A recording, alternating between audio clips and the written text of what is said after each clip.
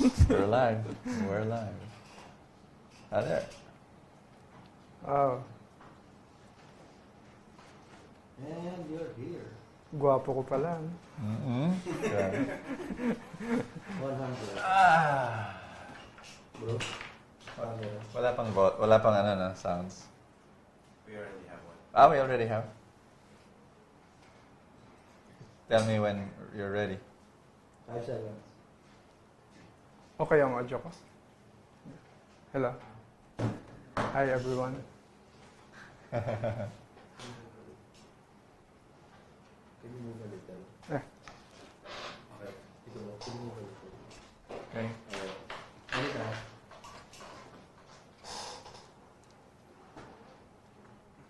Hi everybody, this is Bo Sanchez here in Success Live, and I am with my wonderful friend Arnold Vargas. Hello. hi Arnold. everyone. Hi brother Bo. So good for you to join us. Thank you so much. Wow, excited. I'm excited for you because you're going to hear his story, and his story is amazing. You know, so many people have this mentality where hanggang dito lang ako. You know, I hear that all the time. Yes. I'm only until here. Hanggang dito lang ako. I was born poor. I will always be poor. My family is poor. My parents are poor. My whole clan is poor. You know, and Yeah. they've got this mentality, but you were able to break through that. Yeah. That's amazing. Yes. Begin telling us your story. Are you ready? Yes. Are yes. you ready? I want you to listen very carefully to Arnold's story. By the way, Arnold, you come from, you live in Vigan, Yes. Yes. and but you really go around the country, no? Yeah. Once upon a time, Arnold was a janitor. And once upon a time, he was a ice buko vendor. Yes. And once upon a time, ano pa mga trabaho mo? Nagtitinda ng pandesal. Okay. Yes. Balot. Balot! Yeah. Yeah. So he was Madami. all that. And today, he is a successful entrepreneur. Now, he's going to tell you his story, and it will be very, very inspiring. And the reaction, the response I want you to have is, if I can do it, if this man can do it, then I can also do it. Yeah. And this story will have hope. Yeah. You know, if you know of anyone who needs to hear this story, I want you to share this video to that person right away. Tag that person right away, because we're going to dive in, and this will be such an inspiring time together. I want you to think of somebody. Think of somebody right now who's, you know, maybe frustrated because going through, some dreams are not being met, some goals are not being met. Instead of looking at it as just as a stumbling block, this show is gonna teach that person to see that as a stepping stone. So think of 1, 2, 3 people that you know will be blessed by watching this show. So tag them now, share the show to them, and then this is what I want you to do. I want you to write your questions in the comment section, and we'll try our very best to answer them. All right? So this is Bo Sanchez here in Success Live. If you've just joined us right now, I want to welcome you to a beautiful, inspiring night, and your hearts will be lifted up, and you will be so blessed. Arnold, umpisahin mo na. Okay. Tell us your story. Saan ka nang galing? What's happened to you? Thank you, Brother Bo. Meron akong Brother Bo, 2 question nung bata pa ako. Oo. Ang una kong question is, bakit may mayaman at bakit may mahirap? Okay. Yun yung first question ko. Wow. Kasi, mahirap talaga kami. Oo. Mahirap talaga yung ang buhay namin. Ang naalala ko noon, papapasok kami sa school every morning. Ang kinakain lang namin ay 1 kalahating pandesal at saka kape. Woo! Yun lang. Pandesal, kape. 1 kalahating pandesal. Isa at kalahati. Pag nagdalawa ka, kawawa yung kapatid mo. Isa na lang ang kakainin. Okay. So talagang parte-parte lang talaga siya. Yes. Ang sa amin, bali, ang pinakang special, pag may exam, pag first periodical, second, third, fourth periodical exam, kasi may noodles. So may noodles at saka pandesal. Okay? Yes. So yun lang talaga.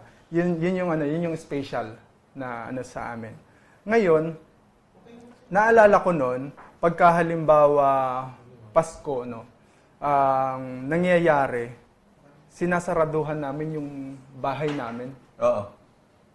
Tapos, nilalagyan lang namin ng konting awang lang.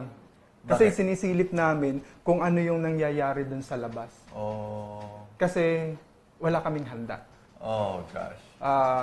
Siyempre, nahihiya kami na Oo. baka mamaya may kakilala na bibisita sa bahay namin. So, kaya sarado. Para isipin na lang ng mga bibisita sa amin na nag-out of town kami, nag-out of the country. Pero wala kaming handa, no? Walang handa. Yeah. Oh my gosh. At ang second question ko ay, bakit kami hiwa-hiwalay ng aming pamilya? Oh. Kasi yung nanay at tatay ko nasa Manila, yung mama ko kasama ng tatay ko, eventually naging katulong siya. Tapos yung tatay ko naman ay karpentero. Oh. So, minsan lang kami magkita-kita. Umuwi sila sa bahay. Minsan lang. Minsan Pasko, Talaga? Bagong Taon. Oo. Hindi pa sila sabay. Oh. So, yun yung question ko, bakit kami hiwa-hiwalay at bakit may mayaman at bakit may mahirap. Yes, yes. So, nag-decide ako na tulungan yung lolo't lola namin na para mabuhay. Yes. Nagtinda ako ng buko ice drop. Wow. Nag-start ako grade 2. Grade 2. Grade 2. Oh my gosh. Nag-start ako noon. At kumikita ako noon mga 6 pesos, 8 pesos, 10 pesos. Wow. Ang ginagawa ko, hinahati ko yung kita ko. Kung kumita ako ng 10 piso, yung 5 piso binibigay ko sa lola ko. Wow. Tapos yung 5 piso sa akin, pinambabaon ko. Oo. Tapos pagkatapos kong magtrabaho noon, mayroong duyan. Mayroon ako naalalang duyan, Oo. malapit sa iniigaban namin ng tubig. Tapos doon ako nagpapahinga, bumibili ako ng ice candy. So, kumakain ako doon at inaantay ko yung mga magulang ko. Oh. At ini-imagine ko na Darating. darating sila. Pero hindi naman sila dumarating. Hindi dumarating. Oh my gosh. So, yun. Nandun yung pangarap ko na magkakasama-sama kami. Wow. So, nakagraduate ako noon ng elementary. At nagtinda naman ako ng bus vendor. Nagtinda ako sa bus. vendor. Ang tininda ko ay itlog, hopya, mani, pili, pugo, at mani. So, yun yung tinitinda ko nung gosh. nung high school ako. So, yun. At You were telling me, delikado yung buhay ng bus vendor. delikado, bro. Bali, kailangan magaling kang sasabit. Oo. Kailangan magaling kang my gosh. pag-aaralan mo. Oo. Kasi may mga time na sumasablay yung paa mo sa pagsabit Oo. na sasagasaan ng gulong. Ah. Meron akong kasama noon na nasagasaan siya pagkatapos inatrasan siya ng bus Oh my para gosh. para mamatay na lang at isang gastos. Oh my gosh. So yun, ganun yung nangyari. Ayoko na sana, bro, na mag-aral during that time kasi kaya ko. Sa tingin ko, kaya ko na buhayin ang aking pamilya at magkasama-sama kami Yes. sa pamamagitan ng pagtitinda sa bus. Oo. Pero ayaw ng aking mga magulang. Oo. Gusto nila na mag-aral ako. So, dinala nila ako sa AUP, sa Adventist University of the Philippines, Yes. as a working student. Working student. Working Okay. student. Alam mo sa AUP, pag gumagraduate sa AUP, mga 100%, Oo. suma talaga. Suma. Talaga gumagraduate yung mga working student. Oo. Mga summa cum laude. Suma. Mga summa 10 taon. Suma 10 taon. Kasi pa 9 units lang Ah. yung nakukuha. So Ganun ka. ganun ako nun. 10 years ka sa college? Actually, hindi ko natapos, no? Kasi nag-drop out ako. Okay. Nung... Teka muna, 9 units kasi working student. Yes. Anong trabaho mo doon? Sa ano ako, cafeteria. Cafeteria. Naghuhugas ako ng mga plato. Plato. So, yun yung trabaho ko. Alam mo bro, nung ako'y nasa AUP, doon ko natagpuan yung kinatatakutan ko. Ako, yung personality ko kasi bro, hindi talaga ako basta-basta nag-give up. Pero nung ako'y nasa AUP, doon ko natagpuan yung kinatatakutan ko at doon ako nag-give up. Alam mo kung saan ako nag-give up? Saan? Sa algebra. Sa algebra, bro. Algebra. Oo, sa math. Kasi Parang, you're like me. oo. Kasi ayaw ko talaga nung algebra. Pag kukunin mo yung algebra, no? Pag kukunin mo yung algebra sa AUP, kailangan mag-exam ka muna. Oo. Okay? At pag nakapasa ka sa exam, 1 hour lang yung kukunin mo na subject. Okay? Pa 1 hour lang. Mga 45 minutes to 1 hour. Pero pag hindi ka nakapasa, 2.5 hours. Okay? Okay. So, syempre, ako, umasa ka pa. Talagang failed. Talaga. So, nangyari, 2 oras at kalahati ko siya kinukuha. Pero, yung 2 oras at kalahati, ang kinuha ko noon na mga 10 to 12:30. Okay. Yung duration ng klase. Hindi ako tumatagal. Minsan mga 11:30, mag-aalas 12 pa lang, Talaga? umalis na ako. Talaga? Pumupunta na ako ng cafeteria, kumakain na ako. Tsaka during that time, hindi ako mahilig masyado mag-aral. Oo. So, nag-decide ako na mag-drop out. Mag-drop out.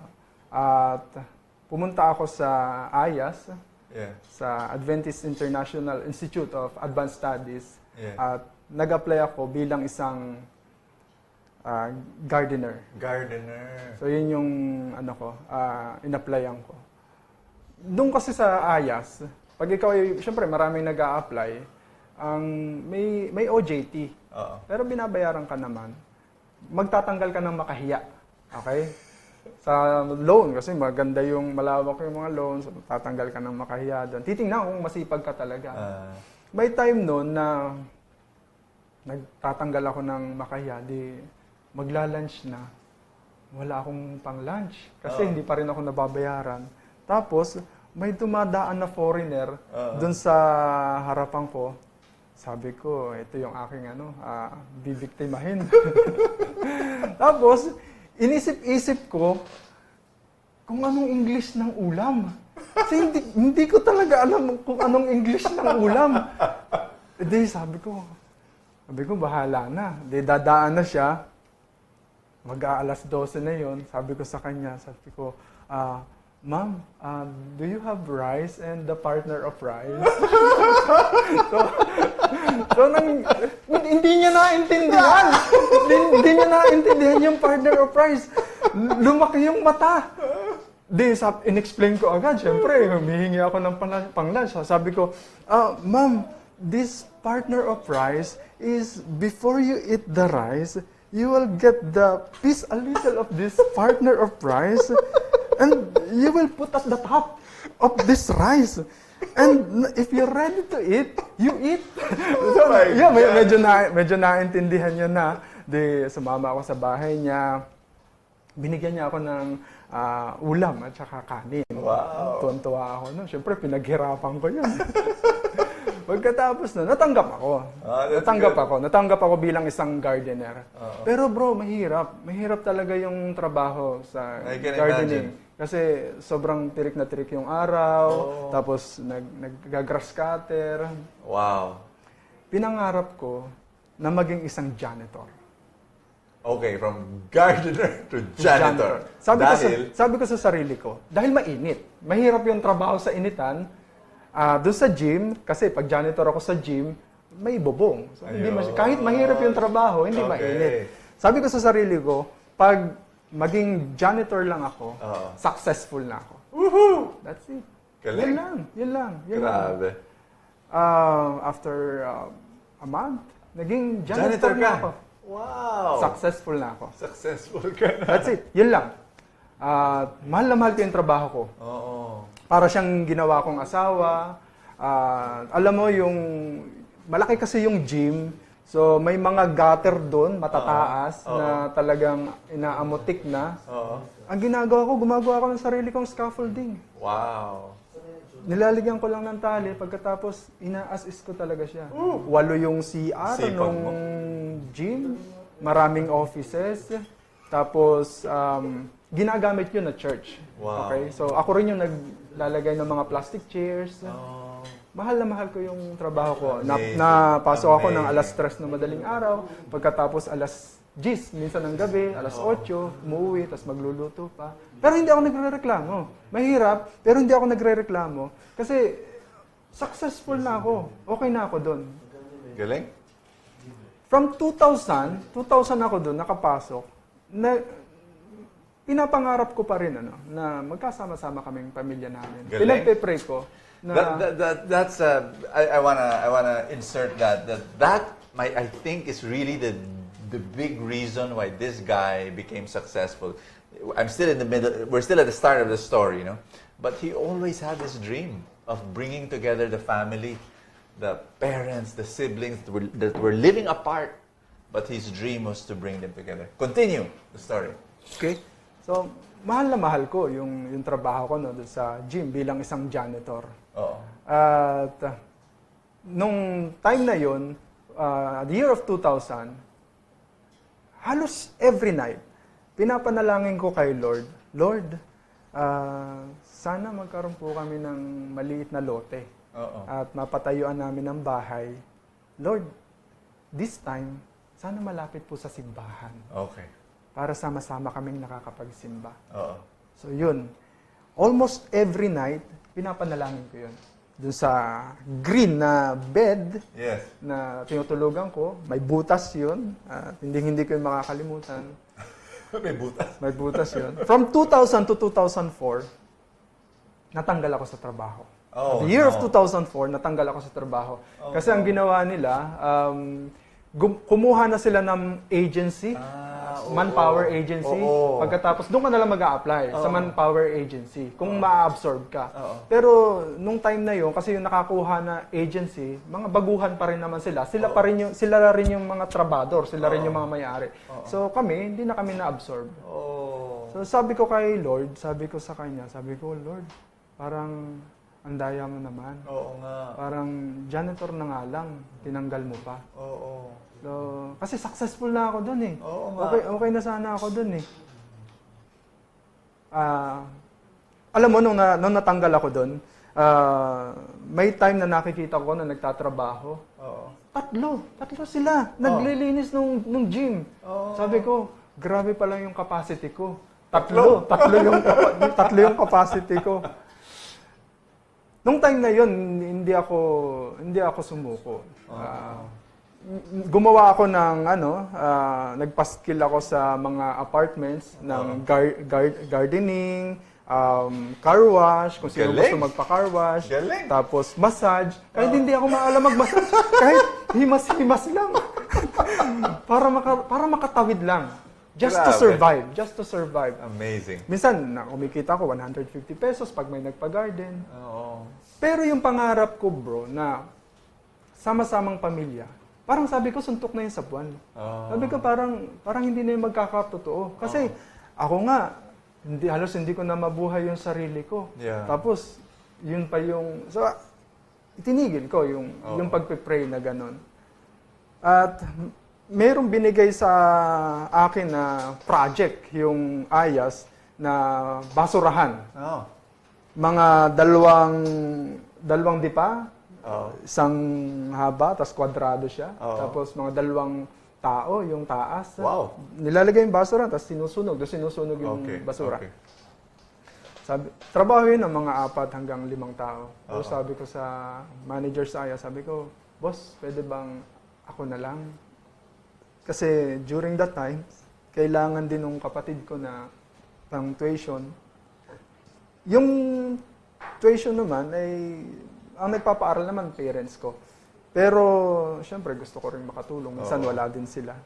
Sabi ko, ako na lang. Wow. So, ginawa ko yun. Oh my gosh. Hinukay ko, putok-putok talaga. Kahit may gloves, putok talaga yung kamay ko. Amazing. At talagang hinukay ko yun.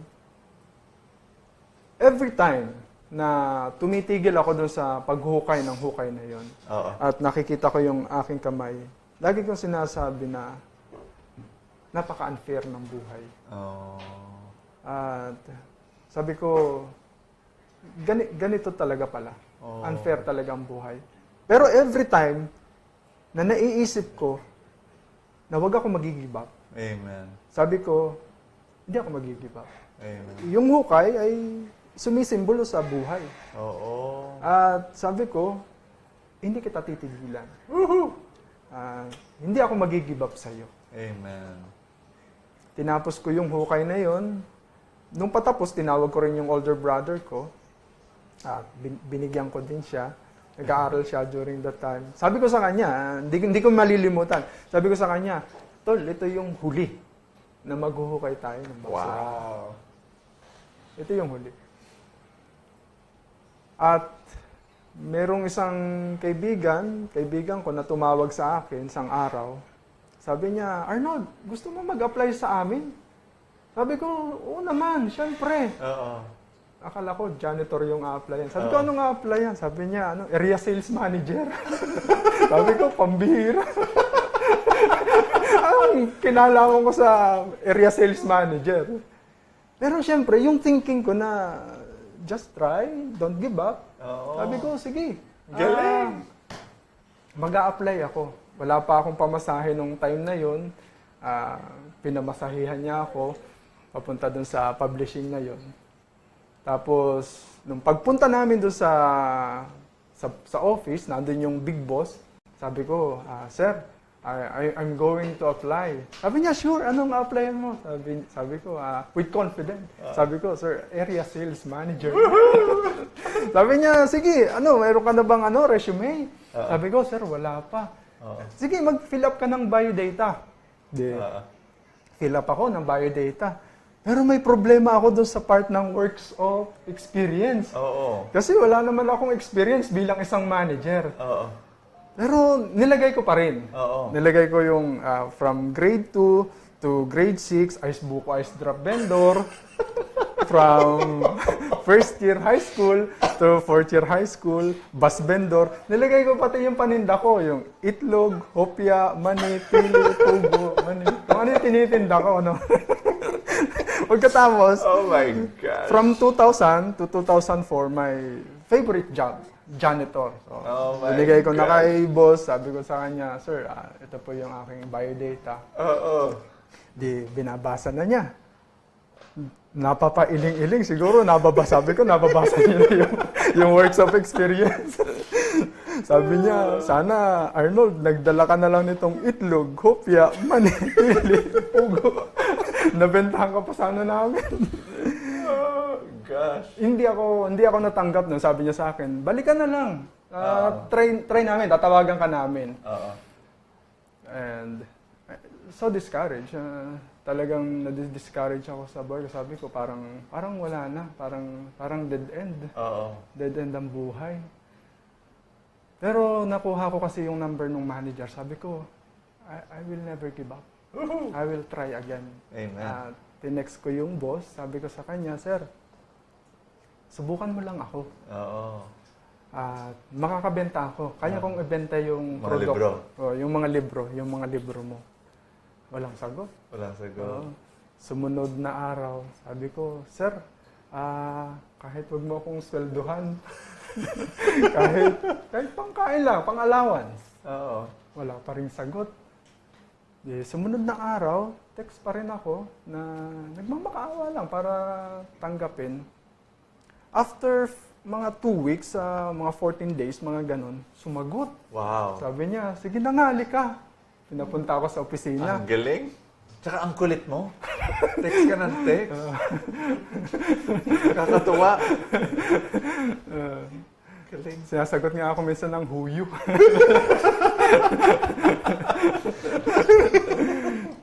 Di yun, nagpunta ako sa opisina.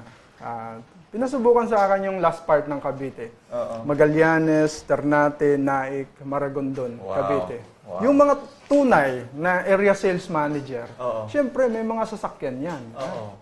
Ako, ang ginawa ko, para presentable, bumili ako ng luggage bag.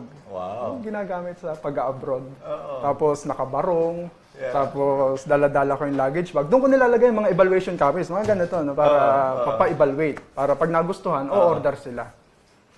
Di, nag-jeep ako, nagta-tricycle.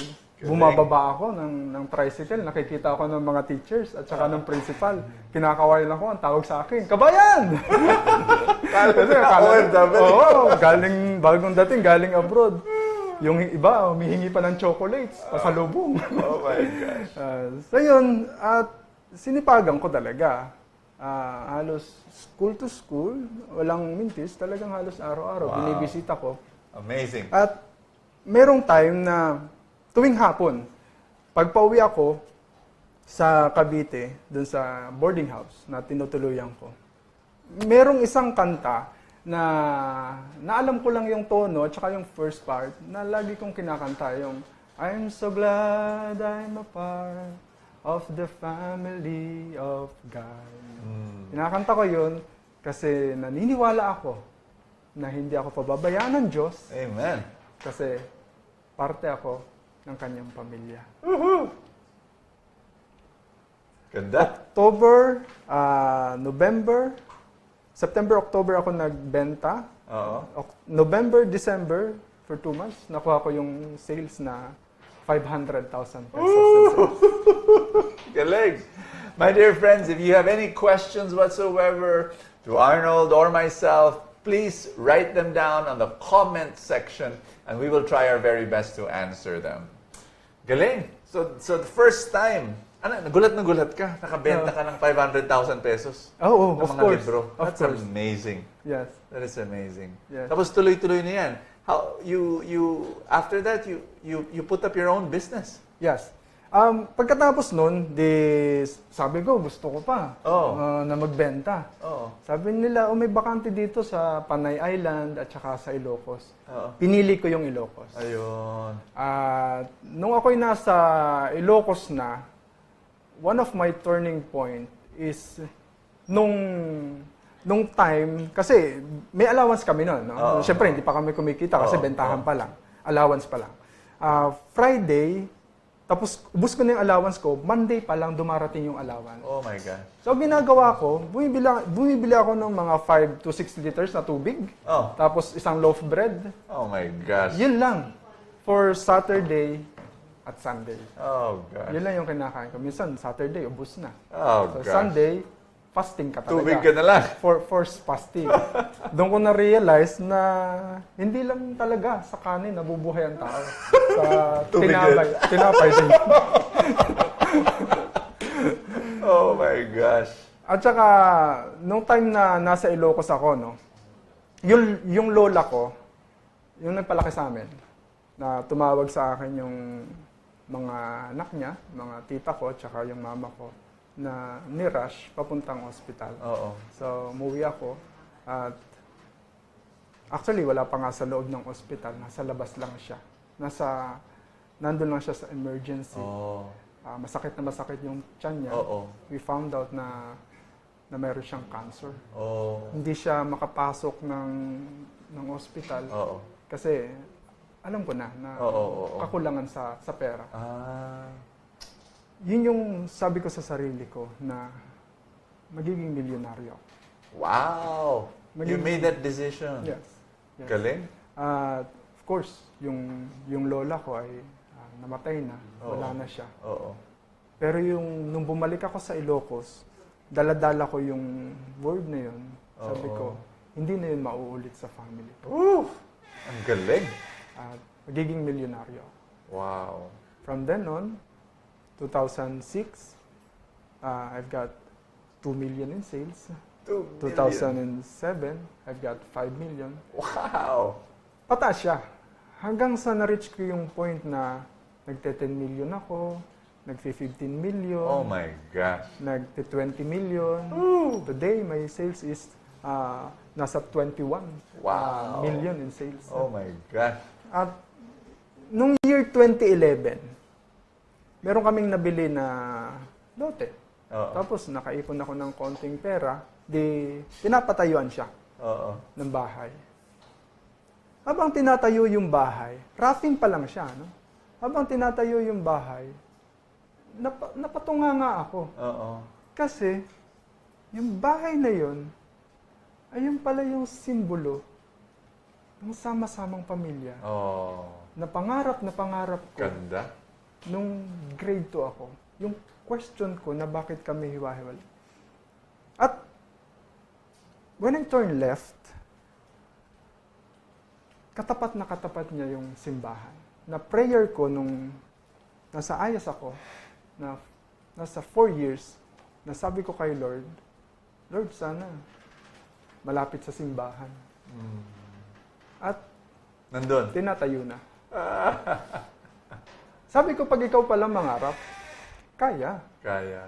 Maniwala ka sa sarili mo kasi Yeah. naniniwala sa iyo ang Diyos, kaya. Kaya sabi ko, magkakaroon ako ng sarili kong publishing. Oh. Kaya nung 2012, You had your own company now. tinayo yung Pisara Publishing. Pisara Publishing, Yeah. owned by Arnold Vargas. Yes. Yeah. Amazing. And now you have 26 agents Yes. all over the country selling your books. And what's so interesting is the fact that you're a dropout. You didn't like school. Yeah. You didn't like reading books. But now you're a publisher of textbooks. Yes. Yes. Miracles happened. Miracle sa amin. Yeah. That's amazing. That is Yeah. so amazing. Ang galing. Yeah. Grabe. What a story. Thank you. What a miraculous story. My dear friends, this is the story of somebody who did not give up and who had dreams. If there's anything I want to do in terms of like after hearing that story, it's to summarize the lessons for you, even for me. The first thing that you'll find out is that he used his pain to fuel his dreams. Yeah. Kasi may mga tao, what happens is that in the midst of the pain, you saw your lola in the hospital, emergency room. They cannot even accept the lola because of the lack of money. Some people, they just look at that and all they do is they grieve, they complain, Yeah. they blame, and then they give up. Yeah. You use the pain Yeah. and said, this will be the last time that this will happen. You did that nung sumuhukay ka. Yeah. You saw the blisters in your hands, Yes. and you said, okay, you told your brother, this will be the last time Yeah. that it's gonna happen. I love that. I love that in Arnold, and I pray that you have that. If you are going through any pain right now in your life, I want you to use that pain as fuel to fulfill the dreams that God has planted in your heart. I pray that happens to you. The other thing I want to share is the other lesson I've heard from Arnold is to really have dreams. And the dreams must be so burned in your heart. His dream is not, okay, I want this, I want that. No, it's with tears in his eyes. I want to have a home. All my life, my siblings and my parents live apart because of poverty. One day, I want to have a house near a church, and we would live together, And that dream has become a reality. That dream has become true. And the dream to have his own business, he dreamt about that, and it happened. I love just listening to somebody like Arnold, because he is a clear testimony that dreams do come true, but you need to have his hard work. Even before, as a gardener, as a janitor, he already was working very hard. As a ice buko vendor, he was already working hard.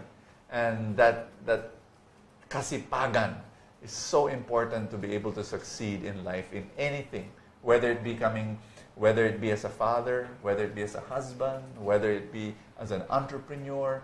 I will just challenge you to keep on doing that. We're going to answer now some of your questions. Here we go. From Tom Capuli. Sir Arnold, anong strategy ginagamit mo sa pagbebenta? Paano mo hinaharap ang rejection? Tom, we will be, after this show, we will fully explain his sales strategy. It's going to be our show for Truly Rich Club members. We call it Success Code, C-O-D-E, Success Code. That's going to be our show, and it will be for Truly Rich Club members, where we will detail his sales strategy. I'll tell you why. Because a lot of people want to increase their income, and they don't know how. I'm going to tell you now that the best way to increase your income is to sell something. And you've got to learn a strategy. There is a strategy to become a better salesperson. So Truly Rich Club members, please watch the show that will be aired online tomorrow at 8 p.m. Success Code. Pero maski konti lang, can you, because there are so many other questions that we will answer, maski, just give me one thing. One thing that you did as a salesperson, ano yung strategy mo? Love your customer. Amen. Yes. Noong 2007, nagkameron kami ng sales conference. Oo. At ang sabi doon ng speaker, yun lang talaga yung nakuha ko doon. No? Ang sabi ng speaker, pagkaharap mo yung customer mo, meron ka ditong nakalagay sa iyong noo na, how can I help you? Dapat. Galing. Kasi yung selling is not actually a selling. Selling is helping. Beautiful. It's helping people. Yeah. Kasi yung pag tinulungan mo yung tao kung ano yung kailangan niya, in what way? Kahit sa anong pamamaraan, Galing. yung sales, sumusunod. Grabe.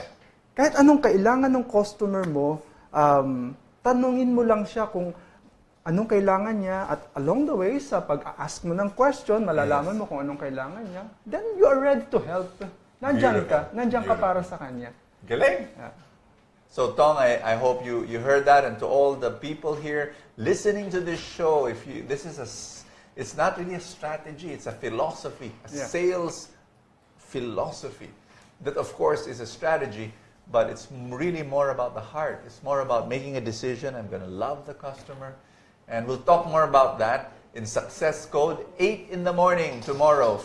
It's an exclusive show for Truly Rich Club members. I hope you join us. If you're not yet a member of the Truly Rich Club, please sign up so that you can watch tomorrow with us. And Arnold will explain details, examples on how he is such an amazing salesperson. By the way, that's what an entrepreneur is. An entrepreneur is bottom line salesperson. From Ivan, may investor po ba nung nag-start po si Sir Arnold? I'm asking because I want to know if feasible ang maghanap ng investors dito sa Philippines. When you started, Arnold, meron ka bang investor? Or ipon mo lang yun? Yung nag-start ako ng publishing, sarili ko lang. Ipon lang talaga. Ipon lang talaga. Ipon lang talaga. Yes, very Tapos, good. of course, nag-a-attend ako ng Wealth Summit mo, no? Oo.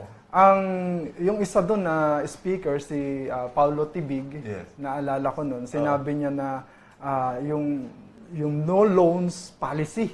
Yung wag mong masyadong palakihin yung negosyo mo sa loan, sa pamamagitan ng loan. So today, ang policy ko sa Pizarro Publishing is no loans policy. Grabe. As much as possible. Amen. No loans policy. So, I totally agree. Ivan, I am somebody who says as much as possible. I use exactly the same words. Entrepreneurs, for starting your business, mas mabuting magsimula ka, start small, and then build it over time through organic growth. Yes. Then borrowing a huge amount of money. Because what's going to happen is, number one, you will have so much stress. Emotional stress, paying for that loan, trying to strive to reach. And if you can, now, note, some entrepreneurs succeed in that way. I'm not saying lahat will fail. No, some entrepreneurs succeed with their big loans, and so All I'm saying is, as much as possible, if you can do it without the loan, it'll be so much better for you, stress-wise. There'll be more peace, and then just follow the organic growth. And your question is it possible to get investors in the Philippines? Yes, it's still possible, and there are ways of doing it. Going through your network, going through your friends, going through your family members, and saying, "Hey, would you want to invest in my company? Would you want to invest in my small business?" Pero my encouragement to you is start saving, get as much as you can in terms of saving. Sell something because sales, the income of sales is not fixed, but it's something that can grow if you become a better salesperson. And then from the profits, save, and then hopefully you can start your business. Sarah, ano pong ang naging struggles ninyo when you started earning big na? It's a very, very interesting question. Because the struggles of somebody who's earning small is different from some struggles are different from when you start earning big. What were your struggles when you started earning big? Nung nag-earn ako ng malaki, syempre marami akong pwedeng bilhin. So ang struggle diyan, pag wala kang alam na right investment. Yes. Pag hindi mo alam. So, nung nag-earn na ako, andyan na nung kumukuha ako ng lupa, alright, na hindi ko naman alam kung papaano yun, diba? Hindi ko alam kung papaano ko yun ibebenta pala. Okay? Hindi ko alam kung papaano i-manage. So, ang naging answer naman dito ay nung pinakilala ka sa akin ng asawa ko. Nanonood yung asawa ko. Sa asawa ko si Jap. Nalaman ko. Where's she now? UAE? Nasa UAE siya. God bless you. Okay? So, nung nalaman ko yung right investment dun sa stock market, so dun ako nag-invest sa stock market, so doon naging maayos. Galing. Okay? Doon naging maayos yung investment ko. Very good. Yeah. Wonderful. That's very important. So when you start earning bigger amounts of money, you need to know where to invest it, because if you don't know how to invest it, you'll start spending it, or you'll put your money into wrong investments. That's why we do recommend that you learn how to invest in the stock market the right way. And again, we invite you to join the Truly Rich Club, because that's what we teach step by step. And Messi, paano po simulan ang isang publishing house na business? Dapat, Messi, magkita tayo. Okay. So, yung publishing, maraming proseso, bro. Kailangan meron ka diyang set of authors. Yes. Dapat meron kang graphic designer. Dapat meron kang layout. Yes. So, matrabaho. Matrabaho talaga. Marami. Siyempre, kailangan mo ng business name. Yeah. Kailangan mo mag-open ng business. Of course. So, dapat meron kang mga team para simulan yung publishing, yung business na publishing. At napaka-importante, dapat meron kang marketing arm sa publishing. Which I think is very, very important. More important, I think. I mean, I understand the book has to be good. Yeah. You know? Yes. So selection of authors, selection of you have to have a team. You're like, anong printing press ang gagamitin mo? Yes. And all that. And then of course, the useful things. But marketing arm, that's very important. That's why this guy has 26 agents all over the country selling for him now. Imagine that. So you need that. So publishing ministry. That's what I have. Publishing business. Yeah. That this is very important. Ricky, how do I join the Success Code tomorrow? Ricky, what you do is you join the Truly Rich Club, and when you join the Truly Rich Club, you'll be able to watch our exclusive show for Truly Rich Club members. In fact, what you can do is go to www.trulyrichclub.com/successcode, and then that's where the show will be, and that's how you can watch and listen to this guy on his. We're going to discuss his sales strategies. How do you become a great salesperson? and we're going to go through some of his stories, and you're going to learn. I really believe that. I totally believe that if you want to grow your income, you've got to be a great salesperson. It's not the only way, of course, to grow your wealth and all that, but it is one of the best ways, the easiest, ways, in the sense that the majority, put it this way, I'm going to share this to you, Arnold, that some people say, to become rich, maging artista ka. Kasi, you look, yung mga artista ang yayaman. Or to become rich, you look at the athletes. Yes.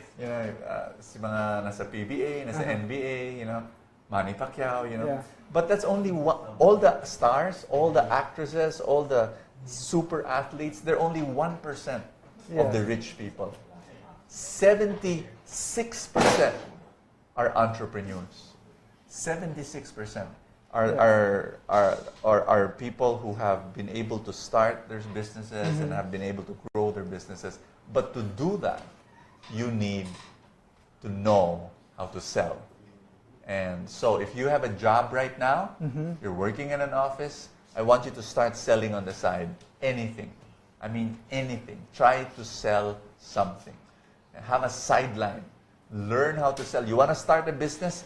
Start to learn how to sell first, because that's very important. Yes. Si Victoria, maybe this is the last question. Ano po mga libro nyo, Sir Arnold? Okay? So, yung books namin, Bahaghari, meron kami Bahaghari 1 to 6, at saka 7 to 10. Yung Bahaghari is Filipino. So, And that's for grade 7. Grade 7, grade 8, grade 9, and grade 10. Oh. Tapos meron kaming 1 to 6. Oh, that's Yeah. nice. Yeah. And this is for the teacher. Yes. Teacher's guide. This is teacher's guide. Okay. Yeah.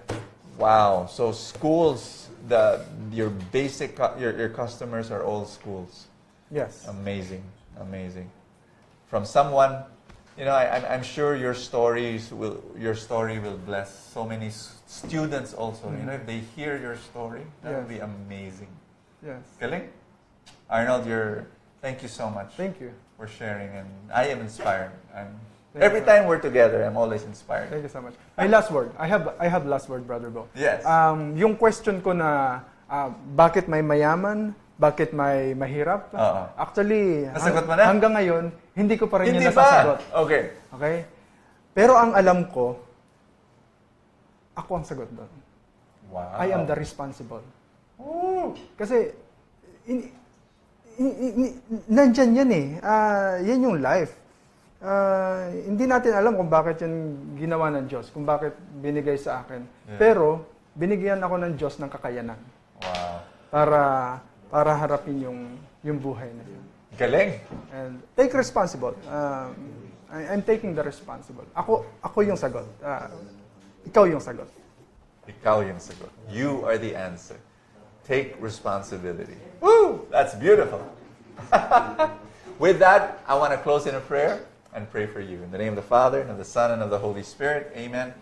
Father, you're so good. Thank you so much for this opportunity that we're together. And yes, Father God, we open ourselves more to your guidance, to your wisdom, to your abundance. Thank you so much that you will make us channels of blessing so that we can bless more people.